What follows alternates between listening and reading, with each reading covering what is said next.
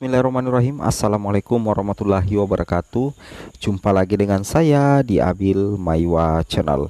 Jadi teman-teman, channel ini merupakan channel pendidikan tempat kita berbagi tentang aplikasi pendidikan, Microsoft Office, serta tips dan triks komputer.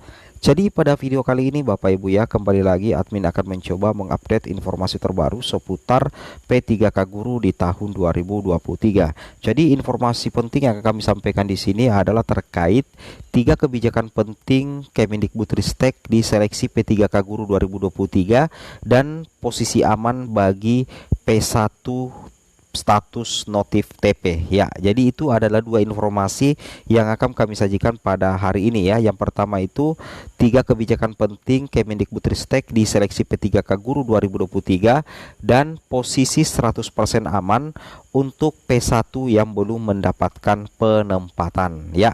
Jadi kita mulai yang pertama di sini Bapak Ibu ya. Perlu teman-teman ketahui bahwa tahun 2023 Kemendikbudristek itu telah menghitung kebutuhan guru Bapak Ibu ya. Itu mencapai sekitar 662.919 guru P3K. Nah, di sini dikatakan juga bahwasanya kami mendorong pemerintah daerah untuk mengajukan formasi guru sebesar 100% kebutuhan ya. Jadi di sini memang ya bukan rahasia umum lagi bahwa salah satu yang menjadi penentu apakah guru honorer itu bisa mendapatkan penempatan menjadi ASN atau tidak itu tergantung dari Pemdanya sendiri. Apakah Pemdanya mau mengajukan formasi atau tidak mau mengajukan formasi.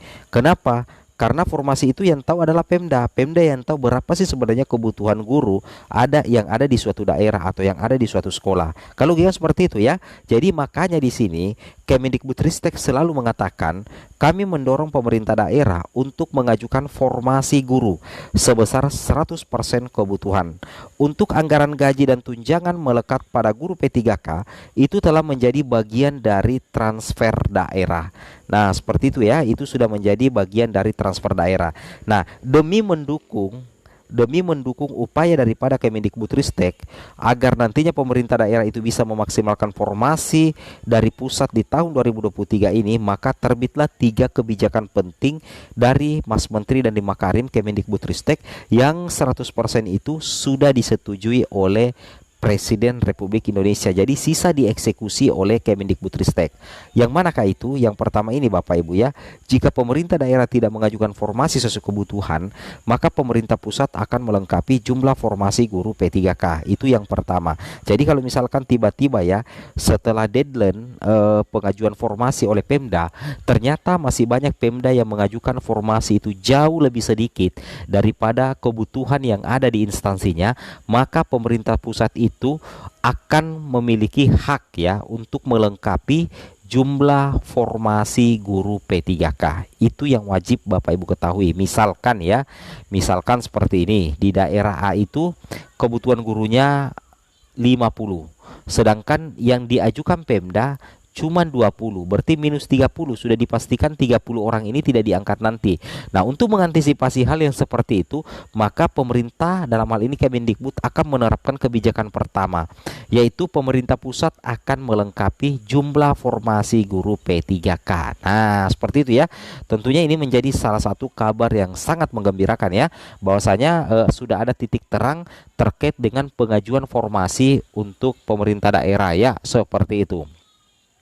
Kemudian yang kedua adalah Undang-Undang APBN dan Peraturan Menteri Keuangan mengatur bahwa anggaran gaji dan tunjangan itu melekat bagi P3K, tidak bisa digunakan untuk hal yang lain. Nah ini ya, jadi ini mantap sekali karena sudah ada Permenkeu-nya bahwa untuk anggaran gaji dan tunjangan melekat pada P3K itu tidak bisa diganggu gugat dan tidak bisa digunakan untuk hal-hal yang lain, semata-mata hanya untuk membayar gaji dan tunjangan P3K guru. Jadi secara otomatis kita bisa melihat bahwa terkait dengan gaji dan tunjangan saya rasa sudah aman karena sudah ada petunjuk dan sudah ada kebijakan dari pemerintah pusat tentunya Bapak Ibu ya. Kemudian untuk DAU ya, dana alokasi umum untuk gaji P3K itu ditransfer setelah pemerintah daerah melakukan pengangkatan ya, melakukan pengangkatan sesuai jumlah P3K yang diangkat. Nah, misalkan Kabupaten A misalkan mengangkat 50 guru P3K, maka jumlah anggaran DAU yang akan ditransfer itu sesuai dengan jumlah guru yang diangkat di daerah itu, di daerah A itu Bapak Ibu ya. Nah, tentunya ini mengurangi ya, ini mengurangi persoalan-persoalan yang selama ini terjadi. Jadi, tiga paket kebijakan ini tentunya menjadi salah satu solusi andalan dari Kemendikbudristek ya, apabila benar-benar dieksekusi dengan tepat. Dan saya yakin tiga paket kebijakan ini sudah sangat tepat. Intinya sekarang adalah apakah pemerintah mau mengeksekusi ketiga paket kebijakan ini secara prosedural, artinya sesuai dengan aturan yang ada. Mudah-mudahan saja seperti itu Bapak Ibu ya.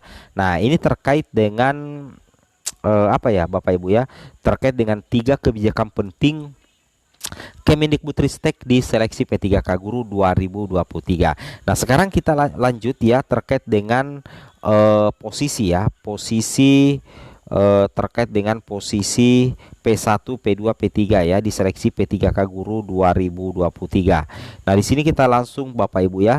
Nah, untuk berbicara posisi khususnya untuk P1 ya yang belum resum lah, belum resum dan sudah resum saja ya, kita jelaskan saja. Bagi pelamar prioritas 1 yang belum resum ya, jadi ini ceritanya P1 ya. Bagi P1 yang belum resum itu ada dua kemungkinan. Yang pertama itu adalah formasi habis, yang kedua adalah linearitas ijazah bermasalah. Nah, jadi kalau posisinya seperti ini, kalau formasi habis, berarti itu tergantung dari Pemda lagi. Apakah Pemda mau mengajukan formasi sesuai dengan kebutuhan guru. Nah, kalau misalkan untuk linearitas ijazah, kalau untuk linearitas ijazah, maka mudah-mudahan saja Kemendikbudristek betul-betul melakukan semacam penataan ulang untuk linearitas ijazah. Itu sih sebenarnya Bapak Ibu ya yang kita harapkan. Dan tentunya untuk P1 yang belum resum, solusinya itu langsung penempatan. Karena untuk P1 itu sudah tidak dites lagi Bapak Ibu ya. Ini yang menjadi kabar baiknya sebenarnya. Jadi sisa ini formasi habis itu mudah-mudahan menjadi pelajaran ya, supaya tidak habis lagi formasinya dan bisa mengakomodir semua guru-guru honorer di tahun 2023. Sedangkan P1 yang belum resum juga itu bisa disebabkan oleh linearitas ijazah yang bermasalah. Nah, ini dibutuhkan contohnya mapel gemuk ya, contohnya misalkan bahasa Inggris. Bahasa Inggris itu kan masuk dalam mapel berlebih ya di beberapa instansi. Nah, solusinya adalah bagaimana agar bahasa Inggris ini linear dengan beberapa mapel yang lain untuk memberikan keringanan lah seperti itu ya, memberikan keringanan kepada pelamar P1 yang belum resum agar bisa resum dan diangkat menjadi ASN P3K. Jadi perlu ada penataan draft linearitas yang dilakukan oleh Kemendikbudristek dengan mempertimbangkan peluang bagi guru-guru P1 yang belum resum untuk mendapatkan penempatan. Kalau logikanya seperti itu Bapak Ibu ya, itu yang wajib Bapak Ibu pahami dan wajib Bapak Ibu cermati ya. Oke. Nah, kemudian di sini Bapak Ibu bisa perhatikan bahwa untuk kebutuhan 2023 ya, ini ceritanya kita berbicara kebutuhan guru dan tenaga kependidikan.